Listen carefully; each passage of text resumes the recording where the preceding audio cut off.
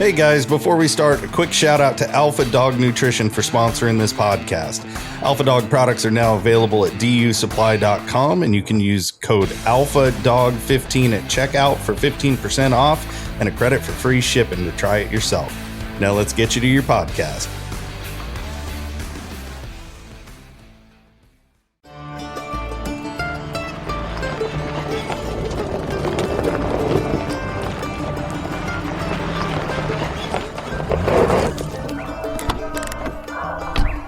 Where's Fielder? He's gone to the dogs. Welcome to the Gone to the Dogs podcast. Steve Fielder here with you. Mighty glad to be able to talk to you again today after a couple little storms we had that came up the Gulf of Mexico and kind of disrupted things a little bit there. But we're safe and sound here about 40 miles north of Tampa Bay, where it was in the news a lot with this last storm. Old Milton, he tried to come in the bay, but he missed his mark a little bit and slid to the south down toward Sarasota. So we came out of it in really good shape, but it's been kind of hectic around here trying to get things squared away, and just had a lot of debris in the lawn from trees and so forth and all this and that. And when you're my age and retired, you can make an excuse for about anything, you know. So I haven't been doing too much, or haven't been getting too much done, let's put it that way. But at the time of year we're looking at now, fall hunting season, man, the time a coon hunter for sure looks forward to October. And I just, at this time of year, I kind of get a little nostalgic. I like to get with my buddies and talk about old times and talk about how the dogs are doing and all those kind of things. And this podcast has given me a real good vehicle to do that. So I got to thinking about my buddy up there in South Carolina and haven't talked to him for a little bit.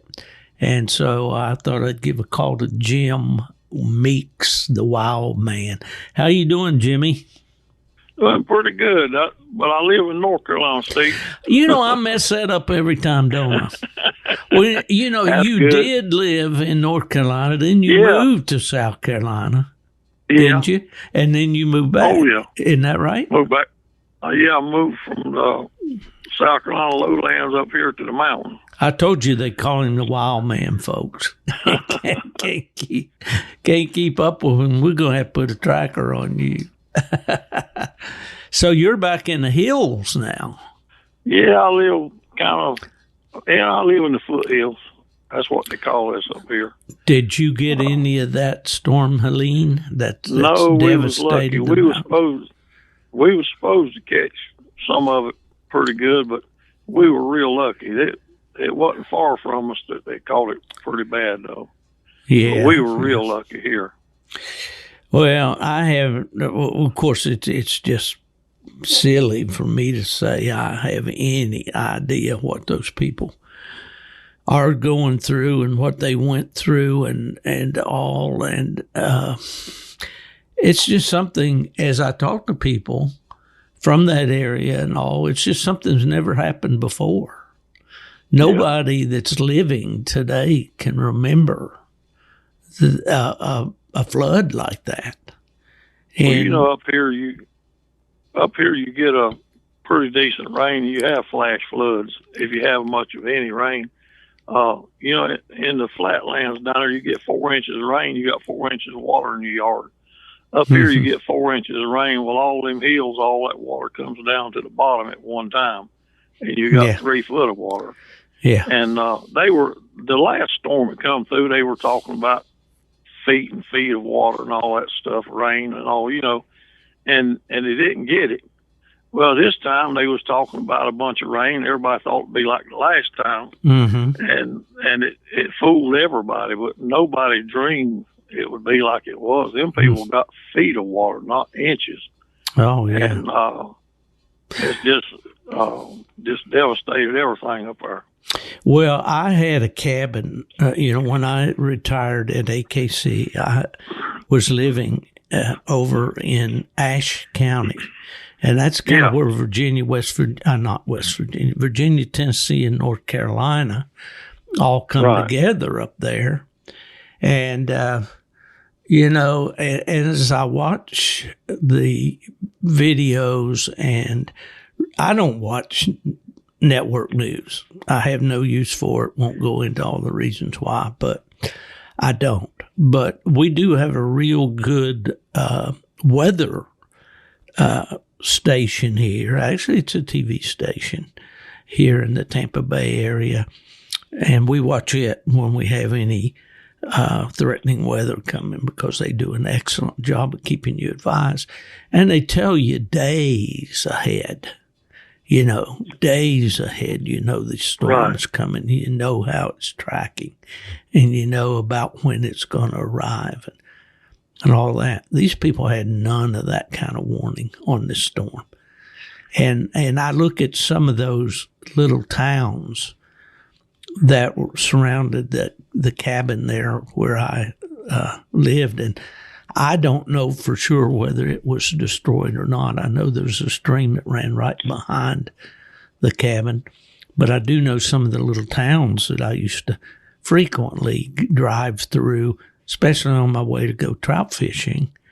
Towns like Lansing, Warrensville, little town, just little communities, wiped out, by this devastation. So it kind of put a personal spin on it for me, although, I don't certainly know what all those folks are going through. But it sure. I know some people. I know some people that went up there in Ashe County, and I don't know exactly what part, but they went up in Ashe County like a week after it happened, and they were going up there to see if they could help. It was a church group. And they said you couldn't even get through there with a four-wheeler. You had to walk and climb anywhere they went through there. Yeah. And do you remember George Wilkinson? Absolutely. I knew that you would, because especially through the Walker Dogs and through the Southeastern and all that. George lived he was from a little town called Zionville. Mm-hmm. And I'm sure that whole area is wiped out. I know Creston, where there's a coon club that I used to go to, if I wanted to go to a coon club there in that general area. And that's up in the headwaters of the New River. The New River is a big river when it gets down into southern West Virginia. And they whitewater raft on it through that New River Gorge, through underneath that big bridge and all of that. But this is up in the very headwaters of that river. All of that's gone, as far from what I can tell. So it's just devastation beyond belief. But I guess if you can find a good side to anything like that, it's the way the community and the outlying community has come together to try to help those people. There's a lot of good in this world. We hear about the bad every day, but there's a lot of good in it. And so many people, have been involved in organizing, PKC's organization. When I worked there, Larry Meeks was the president. Larry has passed on. Larry's son Jeremy runs that Gibco Motor Freight, the company that Larry had. And they've been very active in, they park a donation trailer there in I think it's a bank parking lot there in Evansville, Indiana. And I know that they filled up one tractor trailer and sent it over, and then they were working on the next one. And just incidences like that, of people coming together to help others. And there's people up there. There are people up there bringing heavy equipment, and they're trying to straighten out roads and building around the stuff is too bad, so people can get out of there. Yeah. That's the bad part up there. A lot of people have floods, and the house has got 2 or 3 feet of water in it, but when the water goes down, they still got a house. Them people don't even have a house left or a yard. I know. Everything's gone. Yeah. Well, that's the situation down here you mentioned about the flooding. Once the floodwaters recede, then you've got that task of going in, cutting out the drywall or the sheetrock and getting the mold out of there and all, but you've got something to build on, And these poor people don't have anything. And the thing about it is, it's just, to me, this just shows and illustrates to me what I've been through here the last few weeks with all this anxiety about these hurricanes coming in here to Florida is nothing compared to what those people have gone through. But the thing that it illustrates to me so well, Jim, is that we are not in control. There's a higher power that's in control of everything. And when we start thinking that we've got it, man, we know what's going on.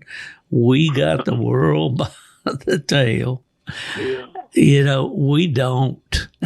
We are at the mercy, in this case, of nature and all. But thank God, we're still kicking. We're still able to get together and talk. And when well, that's good. Yeah, and when I talked to you a few minutes ago, you said you were going hunting tonight, and that's always a good sign.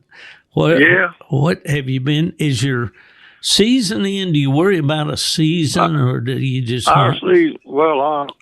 Normally I hunt year round, but last year I had a little bit of health problems, and I ain't gonna go into a bunch, but I got a real bad back problem, and I got a real bad hip and knee problem on my right side. But I hadn't missed many opening nights in years. Now, I've always hunted summer and winter.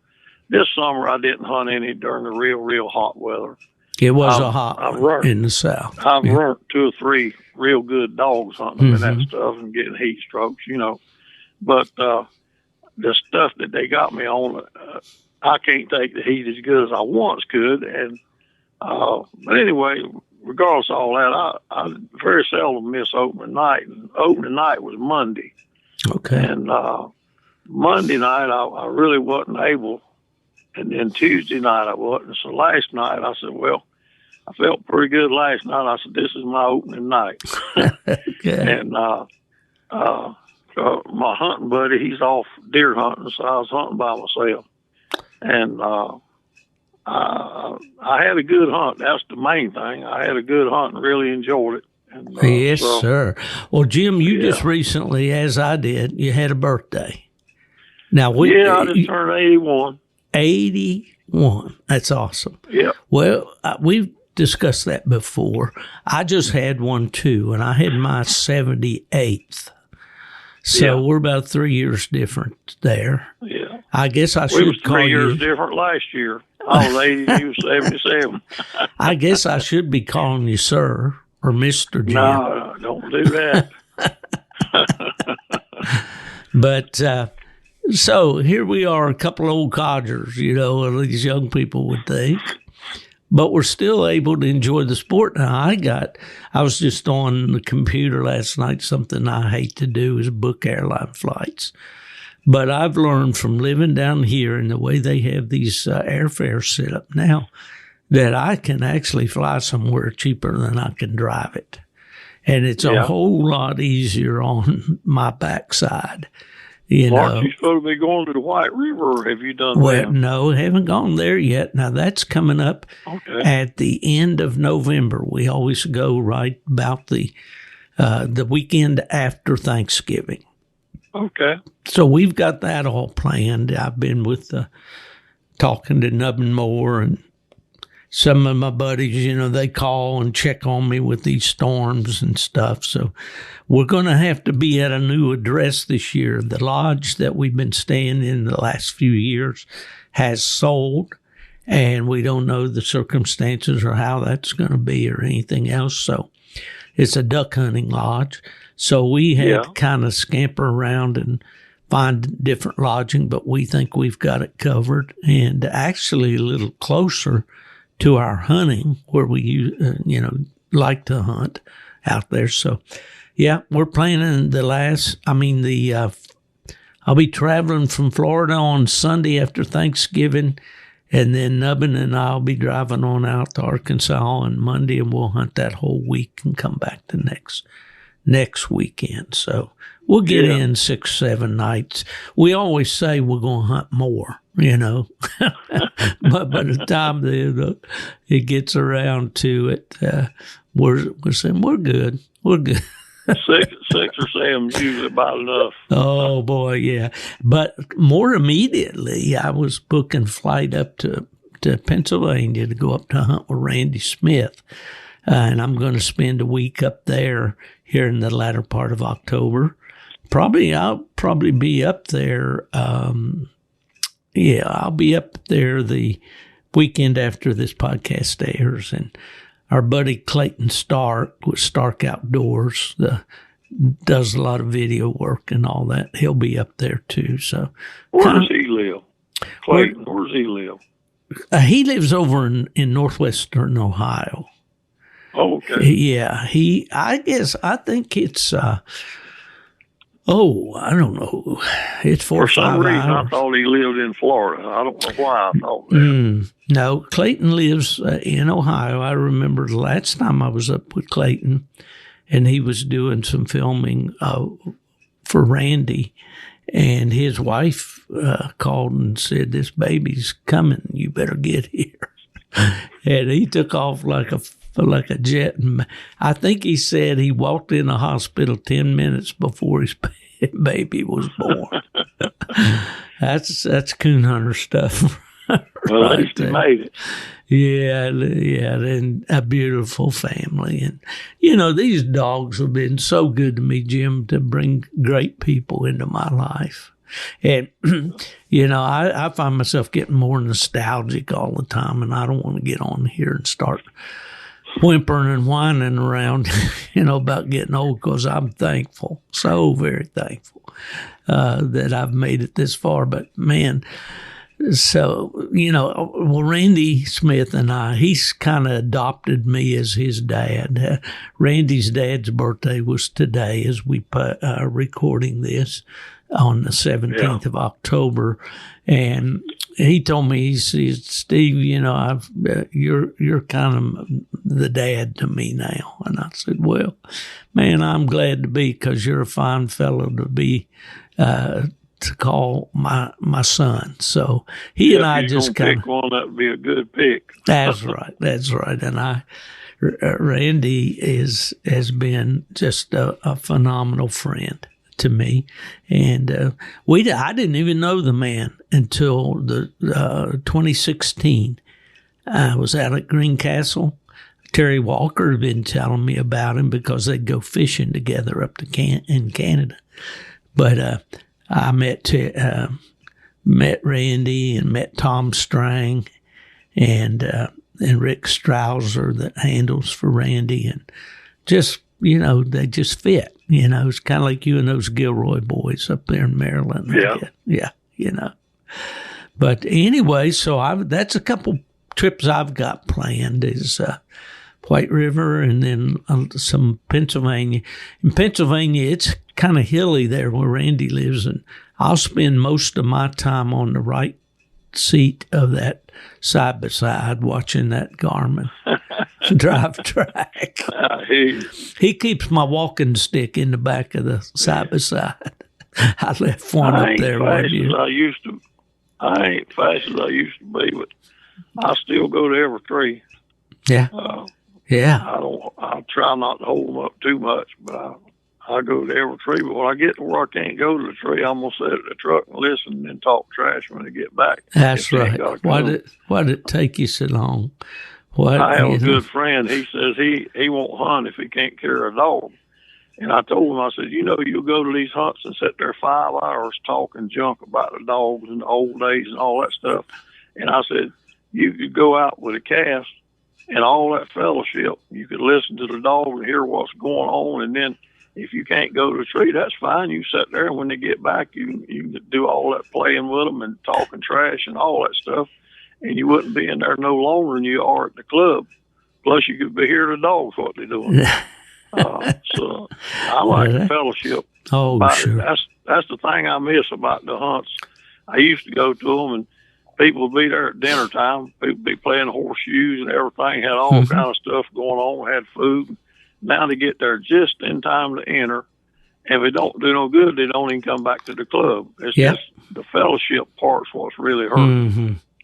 Yeah, and for the younger hunter, the newer hunter, they don't realize just how big a part that played in the game all these years. You know, walking in those clubhouses that were full of people, and all the laughter and the joking and you know, the camaraderie is a big old word, but it just meant a bunch of coon hunters getting together having a good time. And that's the fun about go ahead. No, I'm done. The fun about that was sitting around talking, and like you say, you went there and they had a treeing contest. Used to have a little drag race and a bench show, and a lot of them had a water race, and then you had the food, and everybody sat around talking. The old guys like we are now, if we didn't go on the hunt, we stayed at the clubs around, drink coffee, and talk, waited for them to come back in. And then when they come back in, you got to jive them about why they didn't do no better than they did or whatever. But you made a whole day of it. And that's what I like about going to the Grand American or Walker Days or something. You still got that kind of thing, you know, going on at them, because I see people Grand American I won't see till the Grand American next year. Yep. You know, it's just like a family reunion or something. But the small clubs, that's where they need to get back into that if they could. Well, they sure do, and do need to, and that's kind of the sense of community with coon hunting, you know, that was so.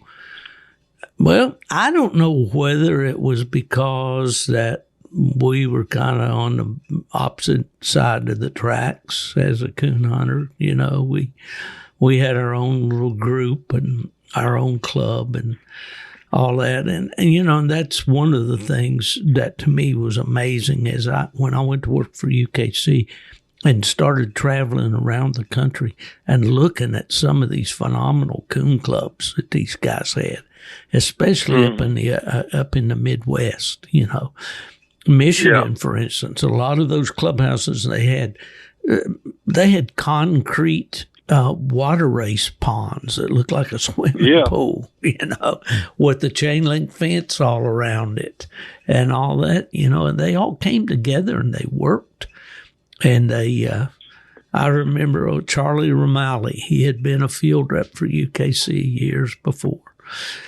And I went over to the Bellevue Club. I joined that club. That's one of the better clubs in Michigan. And it's there where fairly close to where Dave Dean and Ed Mead and several of those guys lived and hunted. But I was over there just swimming my dogs because I was a member and I could take my dogs and if I had something to put in the cage, I could crank the cage across the pond and give my dog some exercise.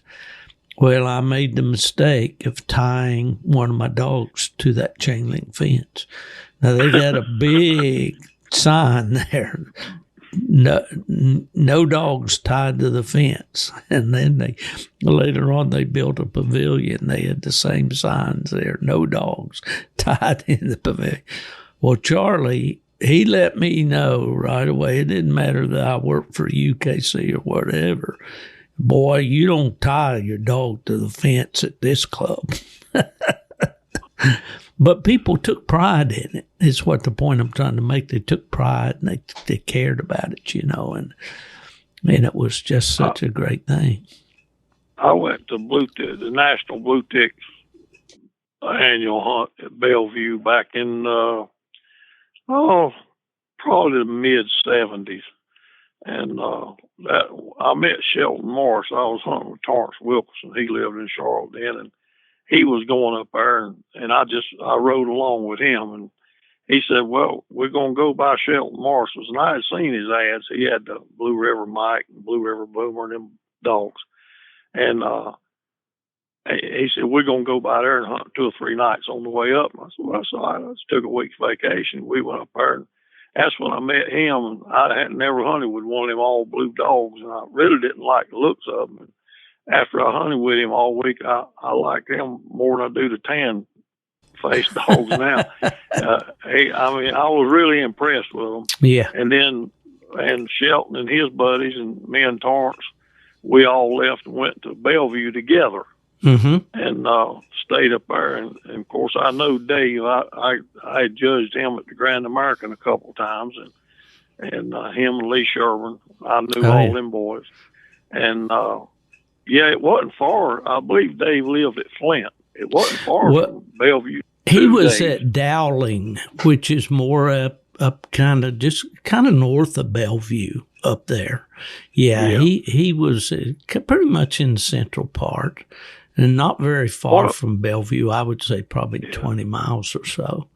And then Ed Mead lived at Springport, which was over more toward Lansing way. And they had the coons up there. They was coons sitting everywhere when I went out on the hunt. And what got me though is them ringneck pheasants. We was going up there, and just every little bit you'd see a pheasant side of the road dead or been hit by a car. And I never seen wild pheasants or anything like that. And they say, I think that big blizzard they had somewhere back in there wiped the rabbits and the pheasants and everything out. Yeah, it but really them boys did. said, when they rabbit hunted, they shot pheasants about as much as they did rabbits. Oh, yeah. Before that blizzard. Sure. And, I moved there in 83. I think that blizzard was like in 79 or 77, somewhere around there. Listeners will remind me. And that really did work on the pheasants. And so we didn't have the big pheasant crops there when I moved to Michigan like you would have seen when you were up there. But we still had them. And I had a beagle that would run them. When she was running a pheasant, she just chopped like ringing a bell. And then all of a sudden you'd hear her shut up. And if you were close enough, you'd hear that bird get up, those wing beat, the wing beat and all. But Michigan's a wonderful place for sportsmen. I know like everywhere else, it's changing as people move out into the country, but lots of farms, lots of wood lots, lots of swamp. Of public hunting ground too. Public hunting. And it was geared toward the sportsman. I'm afraid that bunch over there around Ann Arbor and Lansing and those university towns and all, they don't get that, anymore. And it's a shame. But there is still a strong hunting contingent there in Michigan. And we wouldn't have won that bear hunting issue up there if it hadn't have been for the deer hunters that get behind us. At that time, they sold 750,000 deer hunting licenses in Michigan. Man. 750,000 people. Ain't that something? All after Bambi. But no, that was a wonderful state for sure. And Bellevue, that was the club that I belonged to. And you mentioned that camaraderie at the club. I don't know if you remember this, but as you walked in the club at Bellevue, the first area you went in is where they had the desk and all for the master hounds, and they'd hold the bench show in the inside before they built their pavilion. And then you went through, there were a set of swinging doors, almost like a saloon, but it had a plexiglass in the doors, and you could see a sign over the door said Den Tree Cafe. And you went in there, and that's where all the tables were, and that's where, as we say, all the BSing went on. It was in there around those tables, and they always had good food. They'd have the typical big pot of chili and all that, but they'd also serve up a meal. Maybe who knows what, meatloaf, mashed potatoes, or whatever. When we went up there, one thing I remember, they still had the outhouse. They didn't have the inside doors. And I don't. Did they have that when you was there? No. They had showers. Well, yeah. Their outhouse, they had one hole, and they had one outhouse with a partition in it, and a hole on each side. So the women used one side, the men used the other side. It was kind of, when you went in there, somebody was right there on the other side of a piece of plywood, Oh, yeah. Well, that privacy thing, it's kind of... Never thought nothing about it back then, though, No. Well, that's what you always say. They got an outhouse and says a two-holer. That kind of reminded me when I went in the military in the Air Force back in 1969 at Lackland Air Force Base. When you went into the latrine or the bathroom area, there was just a row of stools down the right line. You didn't have any partitions at all. That's the way it was in the school when I was in school. Yeah. You went into the boys' room, it was just a row of stools down through there. There wasn't nothing to block it off right. from everybody else. You just sat there and everybody walking in and out. It was a different world. It was a different world for sure. I remember as a kid going to my grandmother's when I was a little boy. She didn't have indoor facilities, Yeah. And it wasn't long after that they did, and they had 2 bathrooms in the house. They were extra fancy. But there was, maybe my cousin built that second one when she moved in. But anyway, my grandmother, at night, I wouldn't want to go out to the outhouse, I'd be afraid. And she'd say, Stephen, there's nothing out there in the dark that's not there in the daytime.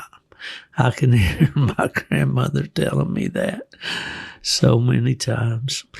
Precious memories, Jim. When you live as long as we do, we've got a lot of them, and it's always fun to look back and think about those times. But, going to Michigan in the fall of the year, it's a wonderland. October 1st is when their coon season comes in. Yeah. Up there, and then it's not long till the leaves are turning, and those magical nights. I had so many. I lived there 22 years. And our buddy Lindell Price, Lindell's going through some health issues. He's struggling right now. He used to come every fall and hunt with me for many years. He and Wendell Bond and Dale Breeding and David Lincoln occasionally, and Lindell's son Chris occasionally. But Lindell and I could sit down and lean against one of those big oaks up on one of those little ridges and listen to the dog's cold trail. And he'd say, Steve, it doesn't get any better than this. So, those memories are what make this sport so great to me. And of course, that's pretty much all I've got. I'm afraid our hunting down here with all this flooding that we're having right now, all the freshwater streams are all flooding now. And I don't know if it's the seawater that's pushing them back up, out of their banks or what.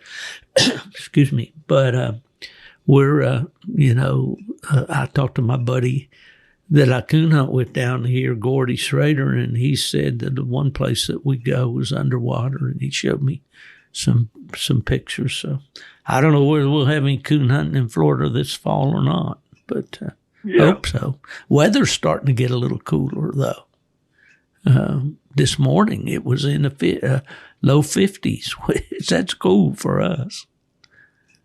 Yeah, that's definitely cool. Do you had a frost I remember yet? when I lived at Sanford. Now right here, we hadn't had frost yet. It's supposed to frost the next couple of nights, but up here at Sugar Mountain, they had 3 or 4 inches of snow last night. Oh, no. Yeah, they done got snow. And what's so bad is up there where all that stuff is blowed down and tore down up there above Banner Elk. You know where Banner Elk is up next to Oh, Boone. absolutely. Yeah. Okay, well, right above Banner Elk, they got 4 or 5 inches. So all that just tore all the pieces, and now they got 3 or 4 inches of snow on top of them too. Wow, that's incredible, and that's the punishment there. Yes, and that's what's been on my mind lately here. At first it was people being trapped and with no water and no food. And now a lot of them are trying to go back to their houses or make do with what they can find to scrap together some kind of shelter. And now this cold weather's coming in. Yeah. And they need coats and clothing, warm clothing. So, this is an ongoing thing. It's not something you can put a Band-Aid on. We keep coming back to it. But, I've sat up all night waiting on a doggone dog to come in and shit with my teeth chattering, freezing to death. Freezing to death. Make you a little fire and burn up on one side and freeze to death on the other. I remember 1 year. Well, I never did have but one pair of shoes. You wore them hunting to school and everywhere else. And your feet would freeze to death in winter because they stayed wet, if you hunted much. Yeah. But I remember 1 year it was so cold, there was a squirrel in a big old poplar tree there, and that squirrel was real smart, and I was going to get him, and it was so cold, I sat out there with a little old shotgun, and when the squirrel finally come out, I couldn't even pull the trigger. I couldn't pull the trigger. I had to hold my finger on the trigger and pull my whole arm back. Of course, I didn't hit the squirrel. But I remember being so cold. I was so cold I couldn't even pull the trigger on a gun. Oh, my goodness. That's cold. That is cold. Yeah. Well, that everything, I guess, brings up something else. But we've come so far in clothing and stuff now to be in the outdoors. But when I was a kid, we didn't have much. If you had a hunting outfit, you had an old canvas brown duck hunting coat and nothing much colder than one of those things. Or maybe some of those old hunting breeches, brown duck, but now they got all of this fancy hunting clothes. And I don't think a lot of the coon hunters have really gone out there and looked at just how many nice hunting outfits and all they have now that are comfortable and warm, and you can layer them. Well, we look like the Pillsbury Doughboy, and they'll go out there now, and there won't be a half inch of material on them. It's that new material. Yeah. And they ain't cold a bit. And we was freezing to death and couldn't hardly walk. That's right. Well, that's when I discovered this wool underwear, this merino wool. Man, that's the best thing ever got that happened well, my dad used to always complain about being cold later on in life. Dad lived to be 88, and he said, I'm cold. I'm just cold. So, I bought him one year for Christmas, I bought him some Carhartt insulated coveralls, camouflage ones, that he could wear hunting and all that kind of stuff. But now you got these merino wool, that stuff, even when it gets wet, it still keep you warm. It'll wick away the perspiration and it's just so comfortable. I could near about wear that stuff year round if I didn't live in Florida.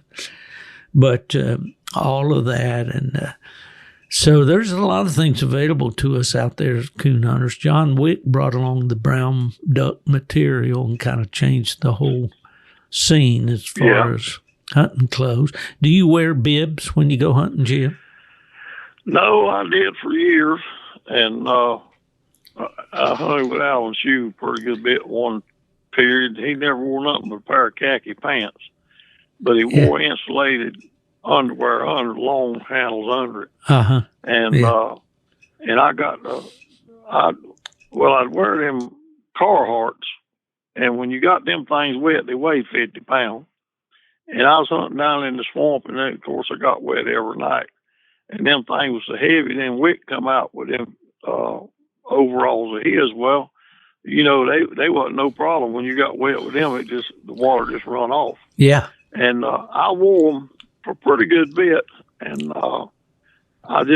one year, when it started getting cold, I just said, well, I ain't wearing them things no more. And I can't stand long underwear. I dress just like I'm dressed to go to the barber shop. And I don't wear insulated boots. I can't stand them. I wear regular boots and a pair of socks and a pair of pants. And you're good, I don't wear a coat. I don't wear a coat. I wear a sweatshirt and maybe a heavy shirt or something, an undershirt. Mm-hmm. And as long as I'm moving around, I do pretty good. Yeah. Of course, I don't stay. I get colder now than I did 10 years ago, but well, I just don't wear them no more. They just, I don't know, it just got to where it was binding or something or other. I got you. Well, you need to be comfortable. And you know, when that Under Armour came out, I tried to wear that. And it fits you just like a skin. Man, that binds me. I can't stand that. I can't handle it. I tried it too. Yeah. But now, this merino wool, it's real soft. And it's not binding like that. And I like it. I know if you get a chance to try something sometime, you might really like it. It's lightweight and it's warm, you know, but that's all part of the White River thing out there is you dress, you know, you can dress too warm and then you walk into a tree and you're just wringing wet with sweat. But then you got to ride that 4-wheeler or side-by-side back to the trailhead after hunting back in that country for half the night. And you want the ultimate chill is hunt out of the boat and then take that boat ride back. After I tell you what, that's as cold as I've ever been. Yeah. I tell you something else. Before all the new stuff come out, you could go out there and you'd be comfortable standing around. Then you go in there a little bit to a tree and you come back, like you say, you're soaking wet, sweating. And then turn loose and the dogs get gone or get in there trailing and you stand out there in a field or something other. And you really get cold then, especially if the wind's blowing. Oh, yeah. Well, Michigan, that wind would blow off Lake Michigan. I was about 30 miles inland. But as my mother would say, there wasn't anything between there and the North Pole but a barbed wire fence, and the 2 strands of that were down, you know. But it would get real cold. But I think the coldest I ever was in my life coon hunting was at Aurora, Kentucky at the World Hunt one night. Had gone over to Clinton, Kentucky. That's over where Joe House was from. And Ronnie Bone hunted out of that club over there and all. And ended up had to ride back to Aurora in the back of a truck. And I absolutely thought I'd freeze to death before I got there. I tried to get up. Go ahead. We was at the Grand American one year. This was in I was hunting old Tom dogs. It was in the very early 70s. And we was at the Grand American, and we went all the way to Hollywood. You know where that's at? Down there by Charleston. For sure. Okay, we went all the way to Hollywood. Well, I had my truck there, and this guy said, well, y'all just ride with me. He said, I'm riding by myself. And we was all standing there at the cast stake, and he said, y'all ride with me. You know, I'm coming back and all this stuff. So me and this other guy said, well, okay. So we got down there, and it was sleeting. It went to sleeting, and the wind was blowing. And the last turnout, we had about 10 minutes to go or so, and his dog had messed up. And the judge, I don't remember if the judge scratched him or minused him or something, but the boy was mad. Uh-oh. And we was going to the last tree, and we got the tree and got back, and he took the truck and left. Well, the only place to ride, there was one truck had a dog box in the back, and we let the tailgate down and pushed the dog box back on the tailgate, and we sat between the cab of the truck and the dog box. And when we got back to Orangeburg, we had icicles hanging off our caps. And that one boy with me, he said, I just hope he's here. He says a whole lot. He said, I just hope he's here. But he drove off knowing what we was going to have to do. Why would you do we didn't do nothing to him. We didn't do nothing to him. You know, It's but hard now to that feel. was cold. That was cold. I'm sure that was a cold attitude from him. He's a cold-hearted dude, that's for sure. I believe I would have been ill, serious ill, but that boy, I believe he was going to do some bad stuff if he caught up with him. And we never did see him, and that was on Friday night. We never did see him around there Saturday either. I guess he figured it out too. Well, I was hunting Grand American one time, and a guy couldn't catch his dog. And, oh, my gosh, I mean, it got up there way up in the morning. You know, we got to drive back, a long drive back, and this dog, this Walker dog, he's like a ghost out there slipping around. And in those days, you didn't have any, well, of course, you're not supposed to have any way to control them now, you know, if you're on a hunt. But that thing, man, he slipped around. He'd call and call and call and call, and we'd get around, and we'd see him every once in a while slipping around out there, you know. But I thought some bad thoughts. I know that's not good to kill a dog, but I had blood in my eye, that's for sure. Yeah. Well, the things we can get into in these hunts are pretty amazing. Well, okay, Jimmy, what are you hunting right now? You said you had a pretty good hunt this week. My old, this dog I got, I don't believe she's ever heard the word Yadkin River in her bloodline. Mm-hmm. My old dog, he died this past winter, and I had him about 10 or 11 years. I believe he was 13. Mm-hmm. And he had everything I've ever owned in him, and I kept him when he died. Well, this dog, she's, her granddaddy on one side is the Willie dog. You know, he's a two-time world champion. Well, can't on the say other enough side, about him. Do what? I said you can't say enough about Willie. Right. And on the other side, her daddy's Big D. Her granddaddy was Big D. Oh, yeah. And her mama was Janis Joplin. Okay. So, world champion. And she just turned 4 years old last month. And I got her when she was 2 years old. And she's just a dog. She runs in trees, and like everything, if coons is moving around good, she'll trace some coons. But she's about good for what I got to hunt and where I got to hunt. She's just a medium hunting dog, and she stays busy, you know. But she ain't nowhere near an outstanding dog. She's just a dog, but she does tree coons. She don't cause problems, and that's big to me. That's not causing problems. Oh yeah, yeah. I don't want a dog that's a headache. Well, with the pedigree she's got, she had the potential to be a wide hunting dog. But she's not. She's just a medium hunting dog, but she hunts in circles like a bird dog. Mm-hmm. And sometimes she goes further, and sometimes she don't go as far. But she don't walk nowhere. If you see her going or coming, she's wide open. You know, she's hustling. Whatever she does, she acts like she's enjoying it. Yeah. I hate to see one just tiptoeing around. You know, I want him to act like he's having a good time anyway. There you go, for sure. But she got a good mouth, you know, and she'll do for what I got, you know. I don't need nothing else. I had a couple of nice young dogs, and I got rid of them because I knew I couldn't lead two dogs in these hills. I can't hardly lead one. And I know I didn't hunt enough to hunt one, much less three. And what people do, they get 3 or 4 dogs, and you'll always have one you like best, so you hunt it the most, and the others don't get hunted. Yeah. Or if you try to hunt all of them, none of them get hunted enough. Yeah. So I just made a decision. I'm gonna pick one of them, and I liked the other two. They were young male dogs.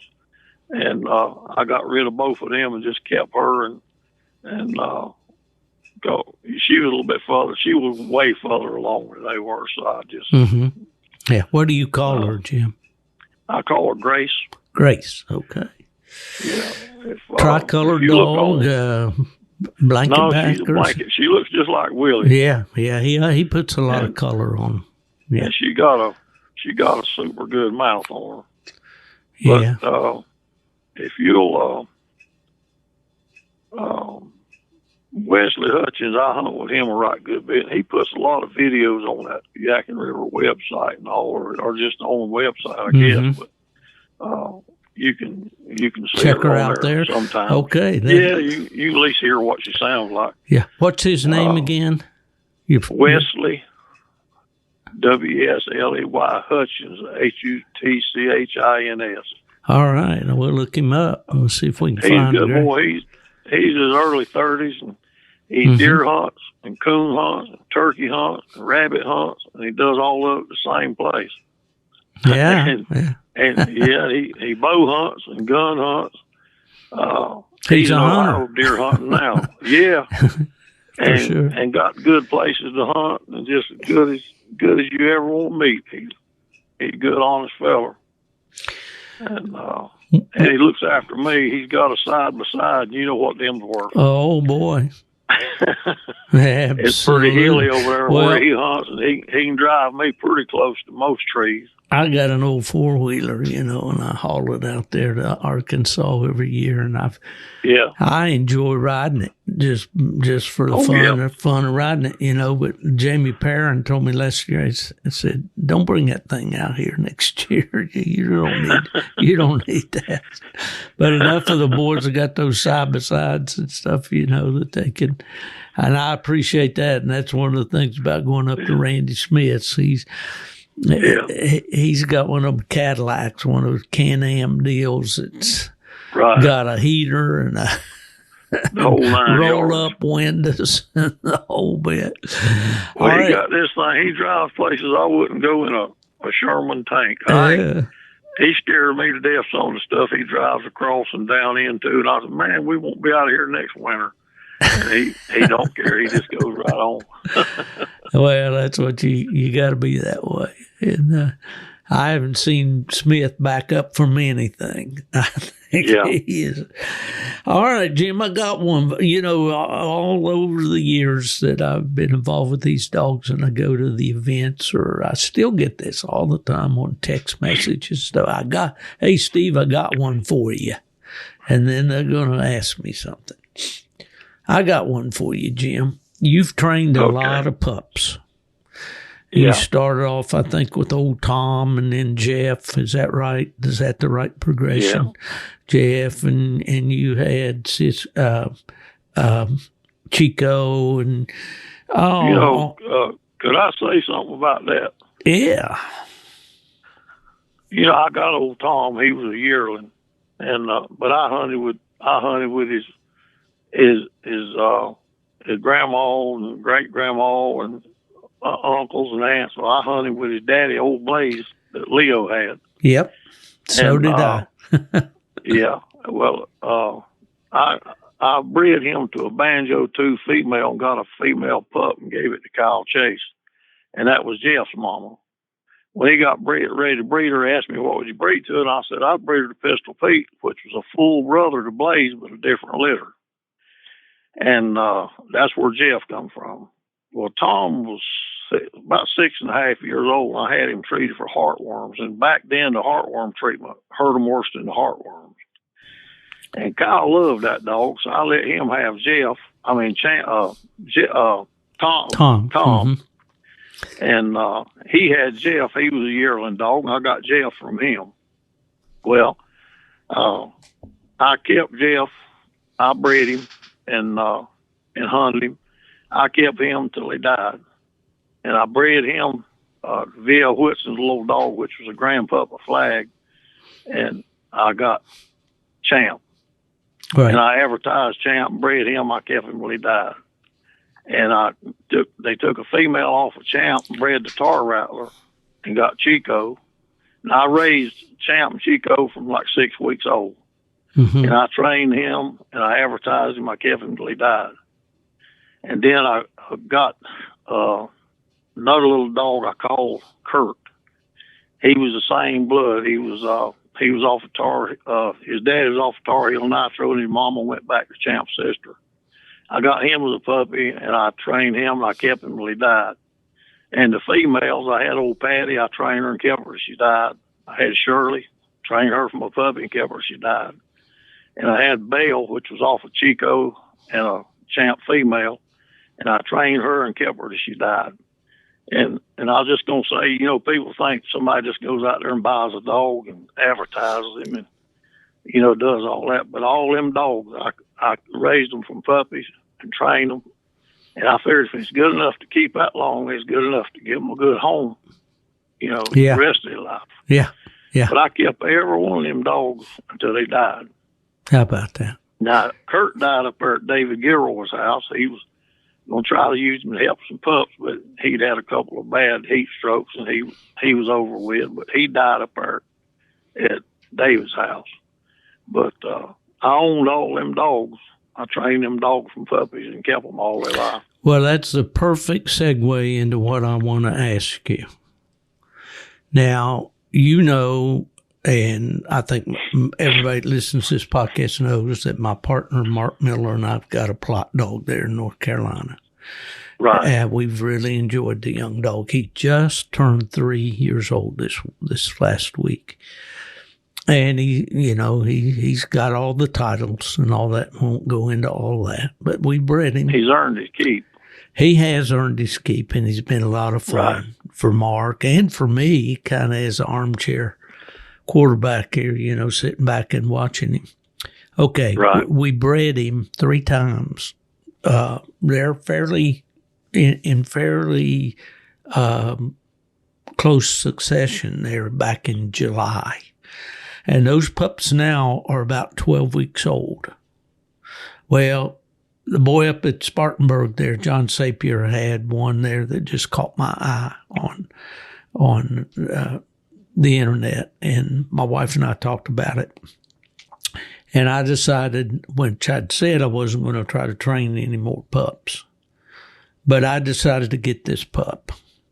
He's 12 and a half weeks old, I believe, right now. Or maybe right at 13 weeks old. When you train those dogs that you just mentioned to me, tell me how you went about training those dogs or starting those dogs. All right, I started them on squirrels. The reason I started them on squirrels is there's a million places you can go tree a squirrel. Yep. And you don't need a whole bunch of woods and you don't need a whole bunch of permission. And you can do it any time of the day that you want to. Well, I start all mine on squirrels, and I'll catch a squirrel. Well, normally I'll pick a squirrel by the road first, and I'll just bring him home, and I'll just let him chew on him and mess with him, you know. And I'll skin him, and I'll put that skin in a Ziploc bag and keep it in the freezer. But I'll take that thing out. Well, when I'm first starting, I don't keep one long enough to put in the freezer. Later on, I do. But I'll take that skin, just try. What you need is a fishing pole in the first place. Because you can take a piece of string and a hide, and a puppy will run you to death. You can't outrun him, but you can take that fishing pole and run him to death and never move, never take a foot away from it. But I don't worry about the tree, and everybody just overdoes that. All I want him to do is I want him to chase that thing and play and have fun. You know, just have fun. And he smell that squirrel. And then after I do that a few times, I'll pull it up in a bush. And if he barks, I love it. If he don't bark, it's no big thing if he's trying to jump up there and get it or something. But all I want him to know is when me and Daddy was playing this game, when I couldn't find it no more, it was up in a bush. I just want him to think up. Right. He don't have to bark. I just want him thinking up. And then I'll lay some tracks, but I'll catch a squirrel and take him out in the field where he's got a pretty good ways to run to the woods. And I don't give him no head start. I just open the trap and let him go because they can't catch a squirrel. A little puppy can't. Right. And most of the time, it don't take a whole lot of that, and they'll start treeing. And I don't stand there a long time. I don't play with them, but just a very little bit. I mean, just 2 or 3 minutes. The longer you do it, the worse it's going to get. You don't want him to get tired. Right. And I think I've told you this before. I do it like you used to say, you know, if the only time you got candies when Mama come home from buying groceries Friday, she ain't got to look for you Friday when she gets home from the store. You're going to be there. But if she puts a bowl of candy on the coffee table and keeps it full, don't say nothing to you, let you eat all you want to, it'll get to where that thing's have candy in it all the time. Mm-hmm. But if the only time you got candy is on Friday when she comes home buying groceries, you're going to be there. And that's what I want that puppy. I want him looking forward to that thing. I don't want to overdo it and get him too used to it. Well, I lay a few tracks, and I put it up high enough in the tree where he's not going to be jumping trying to grab it. Right. And then I just squirrel them. I put corn piles out in the woods. I get squirrels on them real good. And I just walk down in the woods, just sit around there, and you'd be amazed how much they'll start doing, without you doing anything to them. But when they start treeing, I just start walking them in the woods. And when I get ready to start messing with coons, I don't never let them mess with another squirrel. Some of them, if you do too much on the squirrels, they'll give you problems when you first start coon hunting at first dark or something. They'll won't tree on the squirrels then. But once I ever let them smell a coon, I don't never let them see a coon hide or nothing. Once I ever let them smell a coon hide, I don't never let them mess with another squirrel. I just go straight into the coon, and I'll lay a couple tracks, with a coon.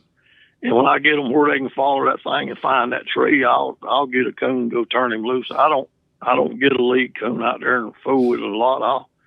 I'll get him and do the same thing I did with a squirrel. I'll take him out in a field or something where he's got to run to get to a tree. Yep.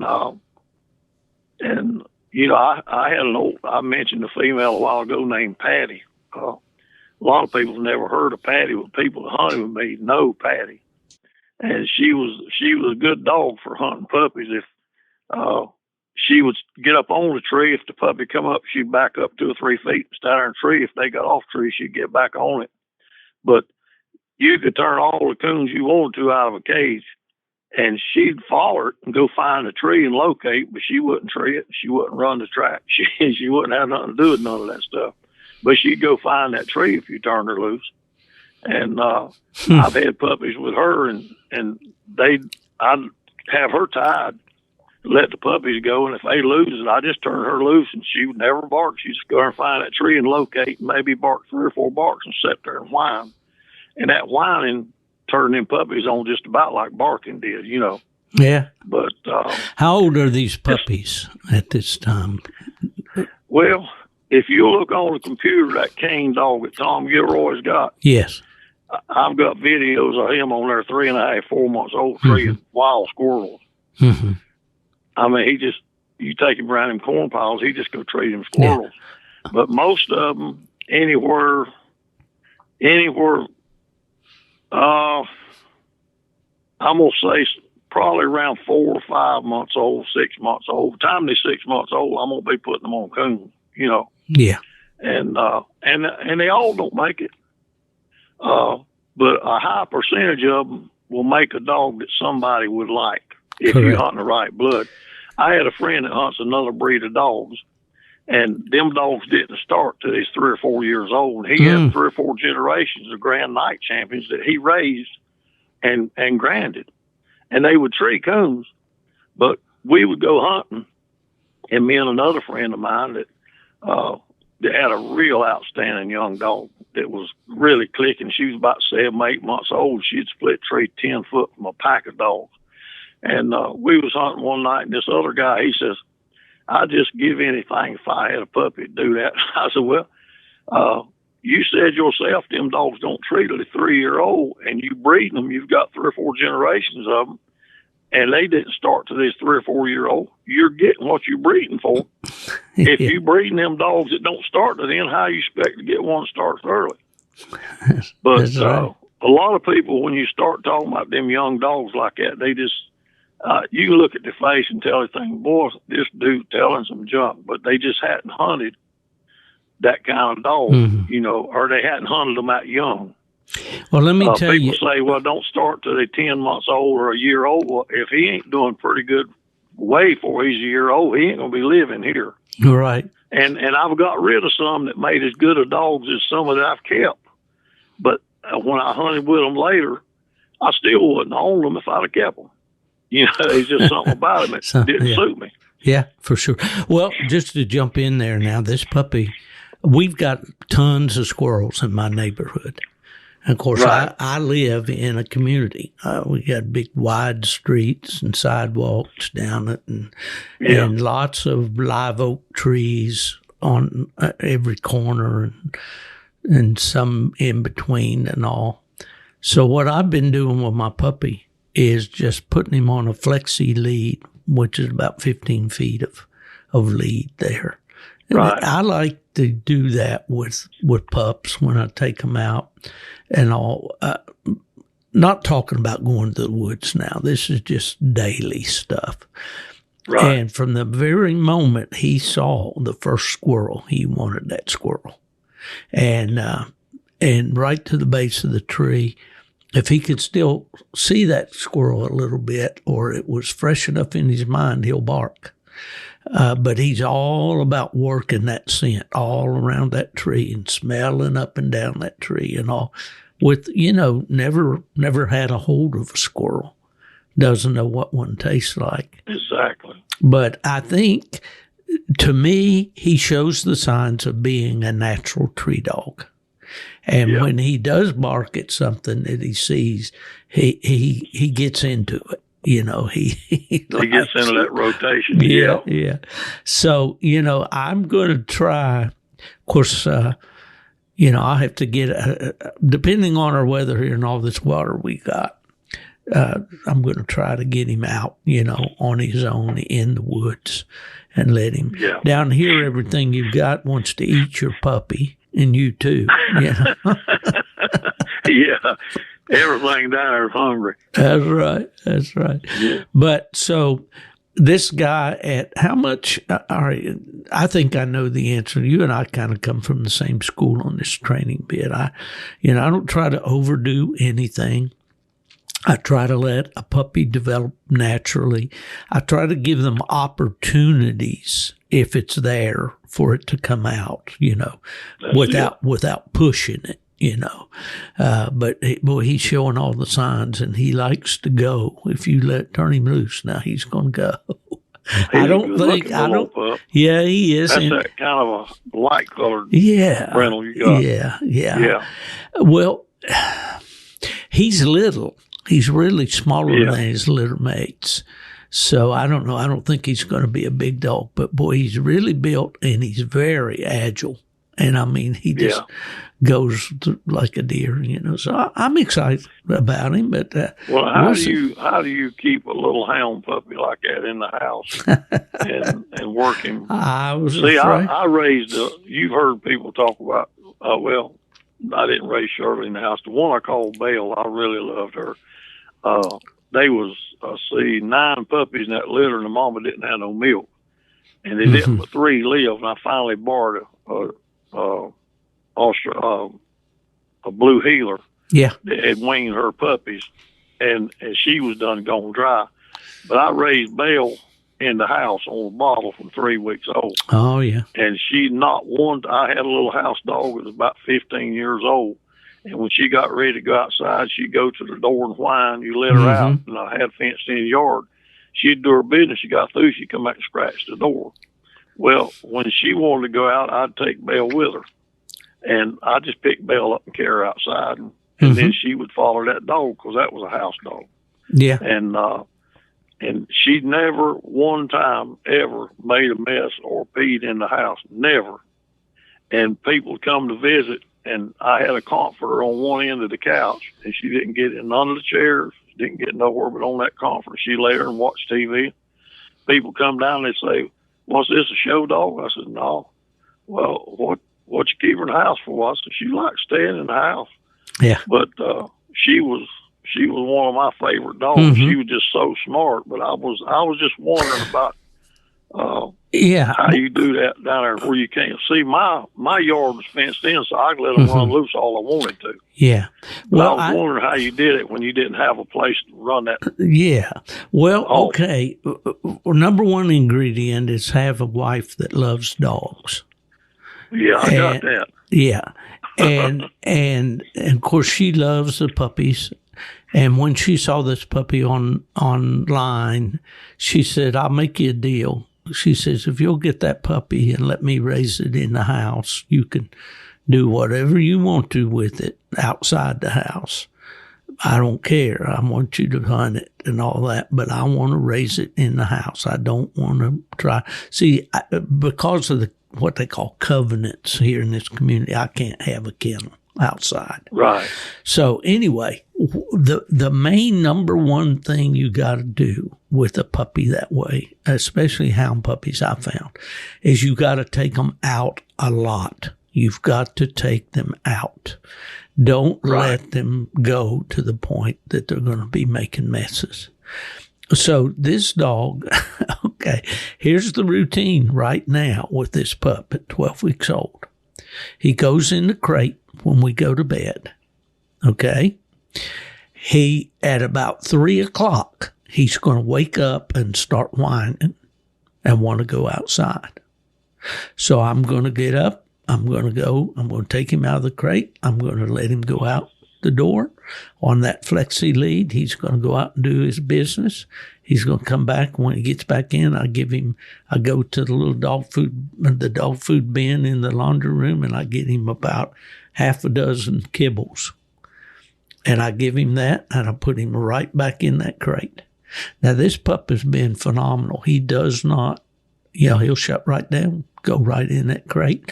We have left him on 2 or 3 occasions now for up to 4 hours, and he's never peed or pooped in that crate. But we constantly, any time that Ella and I think about it, I'll ask her, or she'll tell me, or she'll mention, I'll say, have the dogs been out? Of course, we've got a little dachshund here in the house too. He's 3 years old. And of course, dachshunds are a little harder to housebreak than some dogs because they're stubborn. But he has never, not since he was a wee puppy has he peed in the house. Now, occasionally, if you forget to let him out, he'll leave you a present somewhere in a corner, but it's just those little hard Tootsie Rolls that are not too bad to deal with. But no, the secret of that on the housebreaking part of it is take them out often. Take them out. Anytime you think about it, just get up, snap a lead on them, and take them. And if you've got a fenced yard or something, then that makes it so much better. But, that's one of the things. And then you just got to, put quilts or whatever or covers on your furniture and just watch them. Don't let them chew. Keep plenty of chew toys. And now hounds don't like these soft ones. They like them, but they just tear up these soft dog toys. They rip them apart in nothing flat. So we get the hard ones that are, they're some kind of like a nylabone or something like that, because they're going to be chewing. A puppy's going to be chewing all the time on something. And he knows if he wants to bite you and not aggressively bite you, but just, gnaw and pop that nose and say no, Now, Ella doesn't like to do anything that involves hitting the dog. She's very, very patient with them that way. I'll give them a little backhand pop on the end of the nose if they're doing something wrong. But it's a process. You've got to be able to understand that your routine is going to be interrupted. You can't just crank back in the easy chair and just let them go, But that part, and then the other, I raised the old Hoss dog. It's this puppy's great-grandfather, sire, in the house that way. And, it doesn't bother them at all when you take them to the woods. I heard Timothy Ball one time say, well, what's the matter with a lot of these pups? They don't start because you let your wife take them inside and sleep with them and all this stuff, And that's, to me, I love Timothy Ball, but that didn't register with me. But, it's a different lifestyle, but they're just like any other dog. You know, if you, as I've heard many coon hunters say they won't pet a dog. They say, yeah, you run them petting them and all. I said, you can sit there and pet him 23 hours a day. If he's got hunt in him, he'll hunt. If he don't, you can't beat him and make him hunt. You can make him hunt for a different place to hide or a different place to hang out, but you can't make him go hunting for a coon. He's either got to have it or he don't. Well, when I became interested in this puppy, John Sapier at Spartanburg's the one that raised this litter.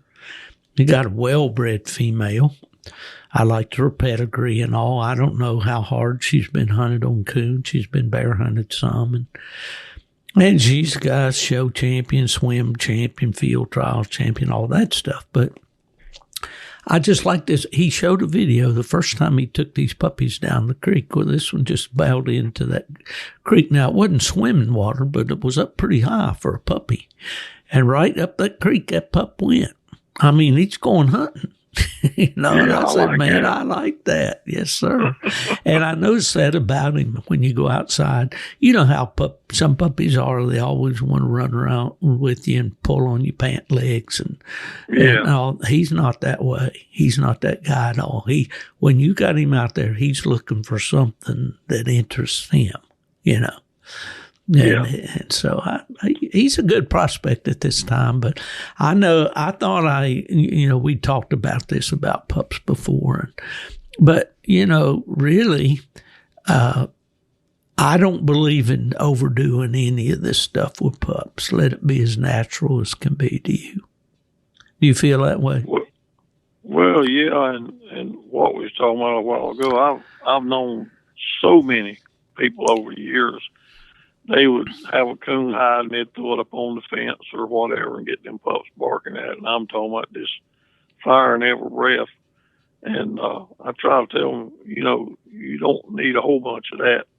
Just get him doing a little bit. You need to get off of that. But I had a good friend. He's passed away now, but he was a good friend and he had a good bred dog. And that son of a gun, he was about 3 or 4 months old. And he'd stand there. I believe he'd tree all day if you left him out there and put that hide up in a tree. And the bad part, I told him, I said, everybody comes over here, you want to show them your puppy treeing. And I said, you can tell when you hunt with somebody that's done too much of that because he won't be in there smelling, he'll be in there looking. Yeah, you exactly. Watch them dogs, they'll be looking up in the tree. They'll be smelling too, but they're looking. And a lot of them will tree every breath when they see something. But correct. They get into a trance there. Yeah. So, like you say, any of that stuff that you got to do like that, you need to do as little as you can get by with. Right. I would advise, and I think you'll agree, Jimmy, just let that be an indicator for you of what that pup's attitude is. Don't let it be. I heard Alan Gingrich say one time when he and his brother got started coon hunting, they had, I believe it was a red bone pup. He said they ran a drag every day. They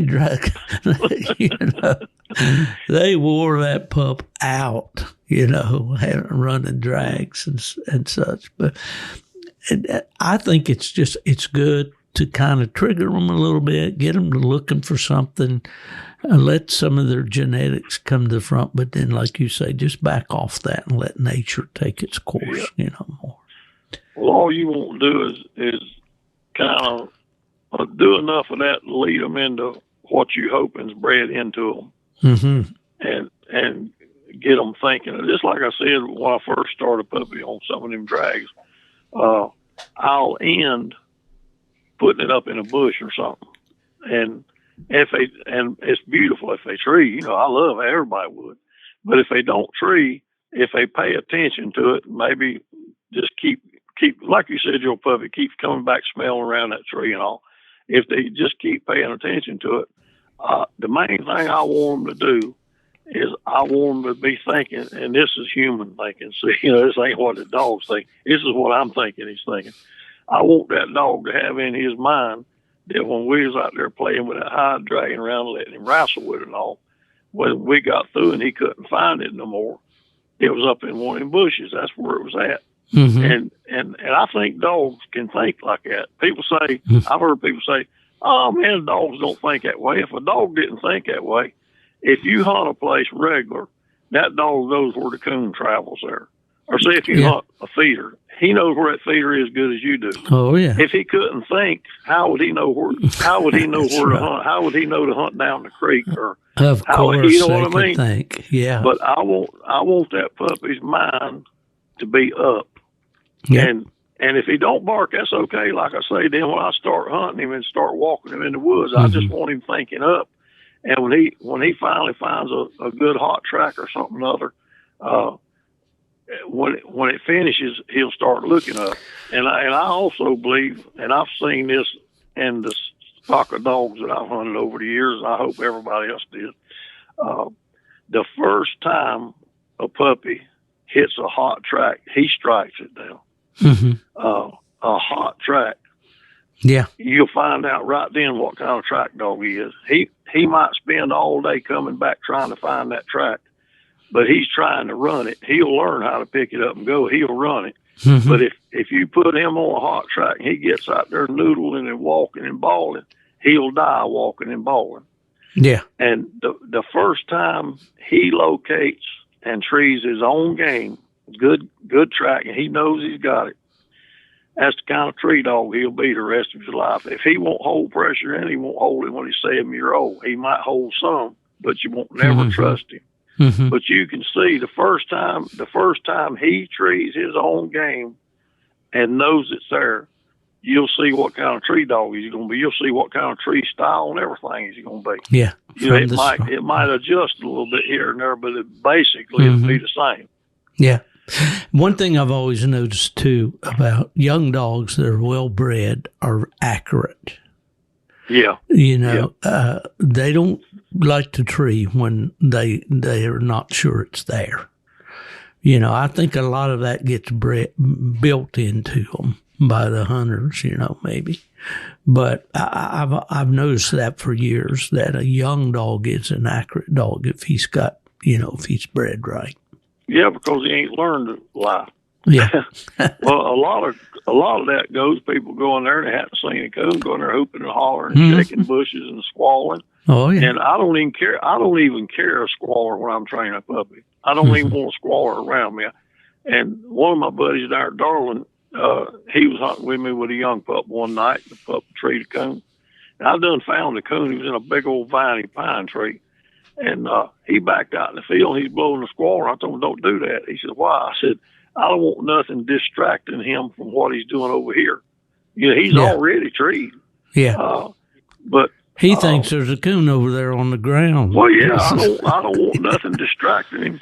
Yeah. But correct. I think people going in there, and another thing, if you got a young dog and it's treeing, why do you want to hang the coon back up and get him to bark at it after you've killed it?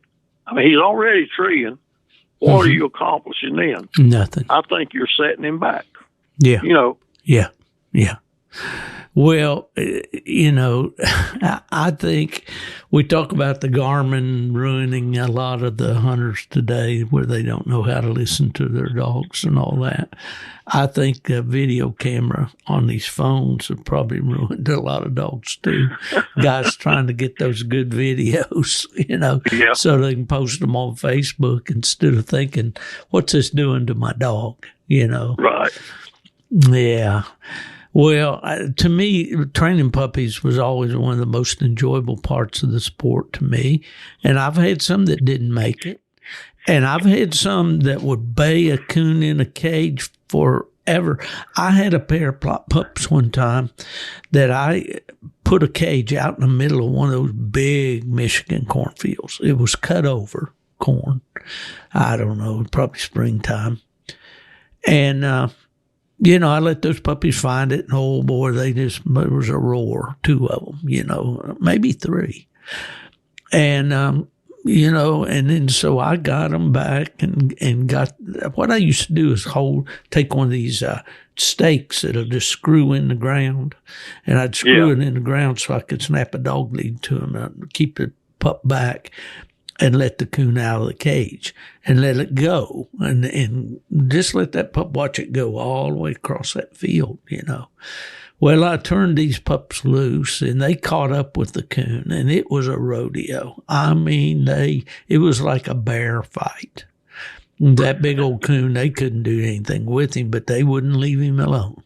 And around and round and round and round. I thought, boy, these are going to be some kind of, they were about 3 or 4 months old.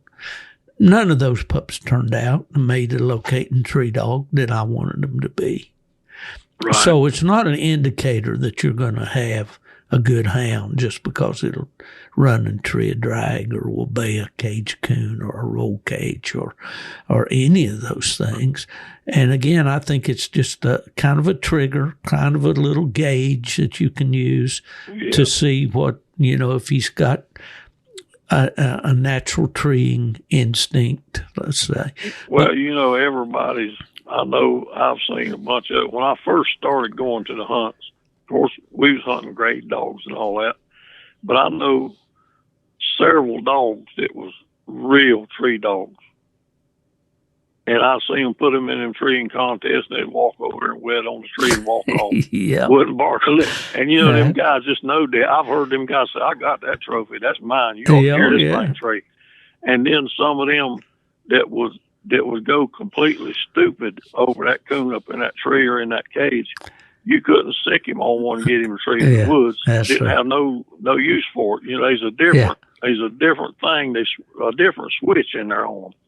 Well, I don't mind showing a pup a cage coon or whatever and get him turned on and baying or barking at it a little bit. But then I want, you know, when I lived in Michigan, this was particularly easy to do. I'd just go out along fence rows and walk that pup around a cornfield or whatever. Right. And when and he'd find, sooner or later, he's going to find something. And like you say, when they smell that hot coon, they're going to bark at it. They're going to open up if they're, if they got it in them. And I would a whole lot better have one, that starts that way than, trying to create. That was another thing I was going to say a while ago when I was talking about squirrels, and I just forgot all about it. People take a 3 or 4 month old pup out there and a 15, 18 pound mean, bad boar coon hitting that cage and scared a puppy to death. A squirrel is the best thing in the world. He's little, and he'll run back and forth with that cage wide open, back and forth, and he'll get that puppy excited, that big old fluffy tail fluffing around there, and he's little. Yeah. And he ain't growling or trying to bite him or nothing. And you can either get a puppy turned on as quick as anything in the world is a squirrel in a live trap. And I had a little old dog here. I don't know how old she was. Somebody throwed her out, and she was grown. She was 3 or 4 years old. I kept her 16 years. And but she would started off, she'd treat them squirrels, and then she got to where she wouldn't bark no more because I'd shoot them out to them pups. And she just run them up and sit there and whine. But them pups tree with her anyway. They barked. But she was a fool on one in a cage now. And I had a pretty big yard fenced in. And them puppies lived with her. They slept with her, ate with her. They run loose with her all the time. And they'd follow her anywhere in the world. And she'd get after one of them squirrels in one of them live traps. And she'd be trying to tear the trap up. And that tear them puppies up, That didn't make all of them coon dogs or squirrel dogs, but it got them excited on that. And then when you took them in the woods, it would carry over. She'd tree them in the woods. She got to where after 2 or 3 years, she never barked no more on them. She wouldn't bark at them looking at them going up a tree. Well, go ahead. I'm sorry. No, that's it. Well, you mentioned before about a dog's ability to think. And then couple that with what we're talking about here about you saying you start them on squirrels and then convert them over to coons. A lot of guys would say, oh, no, I just want to imprint. And I've said this myself. I was pretty much a proponent of this. I will have to say I never really started dogs on squirrels. I did let them run house cats when I was a kid. Yeah. But Here's the thing, the dog's ability to think, don't underestimate it, because, just like my dad talked about those cur dogs back on the farm when he was a kid, if they picked up a shotgun and head to the field, they'd run rabbits. Yep. They never run a rabbit at night. You took the lantern and you took a 22 and left for the woods, they were going to find a possum. I guess the reason I did that is because when I started off, we rabbit hunted and possum hunted the same dogs. Yeah. And they would tree squirrels in the daytime. Sure. And they would maybe tree a possum in a stump hole or under a brush pile or something in the daytime while we was rabbit hunting and they possum hunted. We didn't have deer then. The only trash we really had was foxes and rabbits. And them young dogs would run a rabbit at night. Some, they wasn't real bad, but they might run a rabbit some at night. But once you got to shooting possums out to them, they quit running the rabbits. Mm-hmm. But they'd run him to death in the daytime. So, yeah. And they treat squirrels. Well, that was the easiest thing when I was young. Yeah. I just had little hounds there, and I messed with squirrels because there was so many of them. And I just guess it carried over because that's the way I was trained, I guess, to train dogs, because that's the way the man I started off hunting with, that's the way he did. Well, this puppy's going to get started on squirrels for sure. He already is. It's funny, this morning I looked out the window and I said, "I see squirrels. I need to get my pup out there." She said, "Why don't you let the neighbors wake up before you get out there with that?" Look how many opportunities you'll have if you start him on squirrels. Oh, yeah. It's unlimited opportunity. The only thing that holds you back is whether you want to do it right there where the squirrel's at or if you want to go somewhere else. Yeah. So you got a lot of training right there, and you can go out there when you get up in the morning, you can go out there in the evening, or sure. If it ain't fit the coon hunt, you can still go out there and mess with them dogs on a squirrel or two and come on back to the house. That's right. And I've been, this title of this podcast and my book, Gone to the Dogs. I was gone to the dogs from the first time I ever saw one. Yeah. And I love to be out with a dog doing something with it. And I go up there to Randy Smith's, and he lives out in the country, and he can let those puppies, like he says, he lets them go till they start getting in trouble. When the neighbors start calling saying, "Hey, your dogs are down here at the house," or whatever. And he'll then pin them up, and he's got a big pen that they can run around in. But just being around the dogs is something that's always been an absolute pleasure for me. And I know it has you too, Jim. You certainly had a lot of good ones and made a lot of good ones and bred a line of dogs that people respect very much. And man, that's a legacy, buddy. That's a legacy right there. Thank you.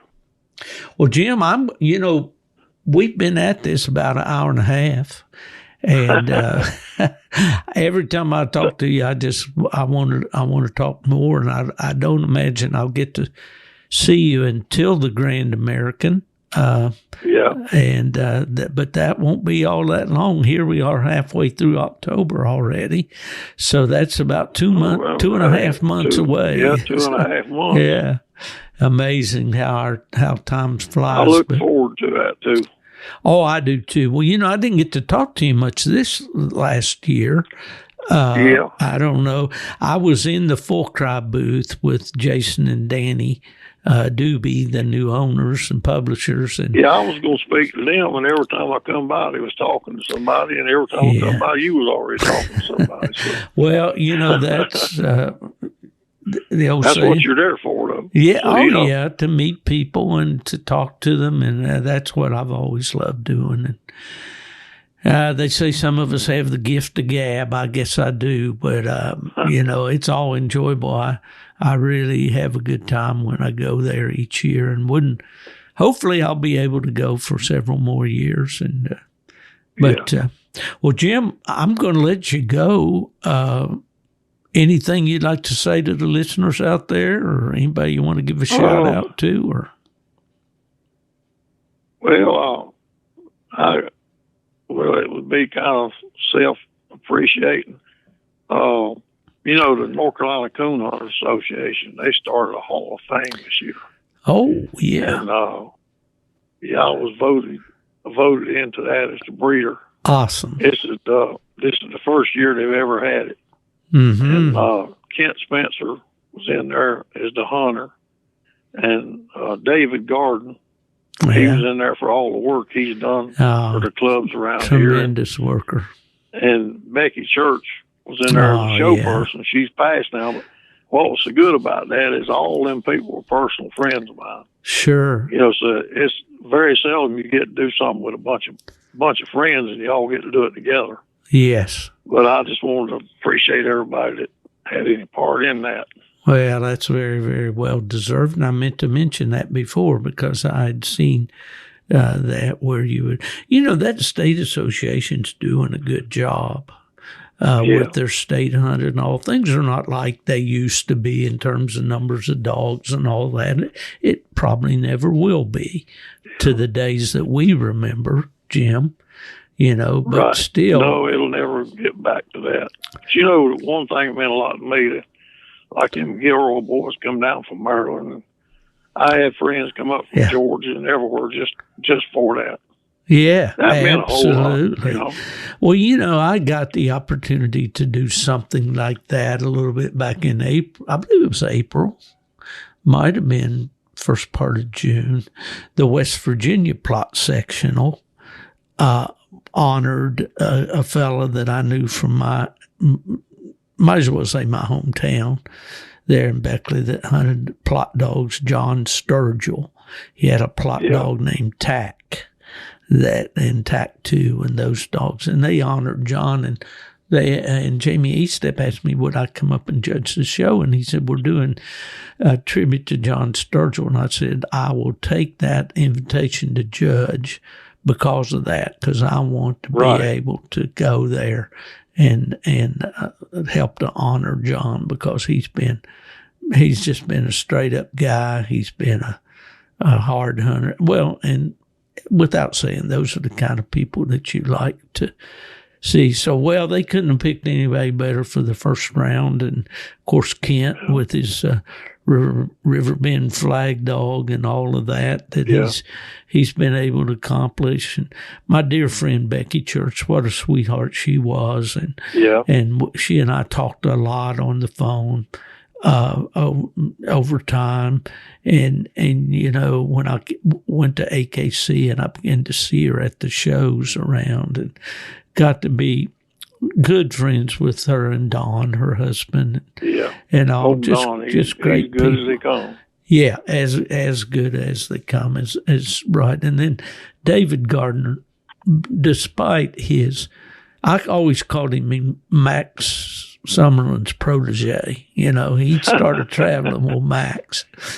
And there's another good one from North Carolina right there. That so many good people. But glad to see they honored David too. And David's had some health challenges and all. Right. But well, I met David back in the early 80s. I'm talking about maybe 80 or 81 at a blue tick hunt down in Wilson, North Carolina.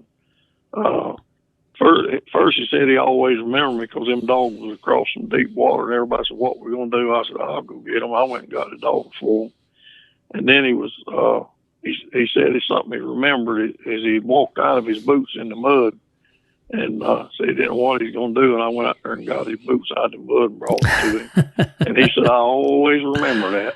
Oh yeah. Oh, David. But when I met Kent, he was hunting Flag's daddy. I hunted with Flag's daddy and Flag. See, Flag's. My champ dog's grandma straight off a Flag. Oh, okay. I mentioned my buddy Randy Smith in Pennsylvania. His dogs go back that long. River Gunner, I believe, was out of Flag, and those Lone Pine dogs at Randy's have Flag in there pretty prominently. Right. So, David Garden, one of my favorite David Garden stories was at Southeastern Walker Days there at Salisbury, in that building where those salamanders, those heaters, always busted my head every year, that kerosene fumes. But he was up there and he had a whole room full. They were getting ready to go call the cast. And he said, now, I know you boys have been laying around all winter thinking up rule changes that you want to present this year to change the rules. But he said, I want to tell you something. Don't use them tonight. He says, use the ones that are on this card. Yeah, That tickled me. He was a good one. Is a good one. Thank God he's still living. I saw him. Well, I saw him at that thing. I talked to him a good bit. Yeah. Man, we've been friends for many, since the 80s. That's 40 years. Yeah. He was, when he was physically able, he was always working, always helping. So, yeah. Well, Jim, the Wildman Meeks has been my guest today on the Gone to the Dogs podcast. It's always a joy to talk to Jim, and I think he and I could talk for days, and I hope someday we'll get an opportunity just to maybe go on a camp hunt or something where we can just sit around and talk dogs and the wonderful life that we've had with these dogs, and Jim, of course, with these Yadkin River Treeing Walkers. Who hasn't heard of them?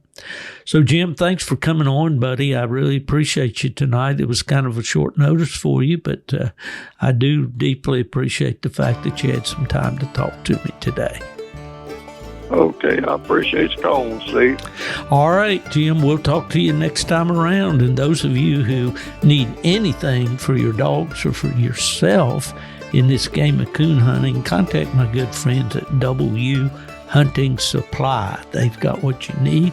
They back it up with great customer service. They'll get it to you so quick you wonder how they did that. And also for Alpha Dog Nutrition, one of our newer sponsors. And always to my big buddy Mark Zepp with Zepp Predator Calls. I want to thank these folks for sponsoring the podcast. Until next time, this is Steve Fielder. And if they ask you where I am these days, just tell them he's gone to the dogs.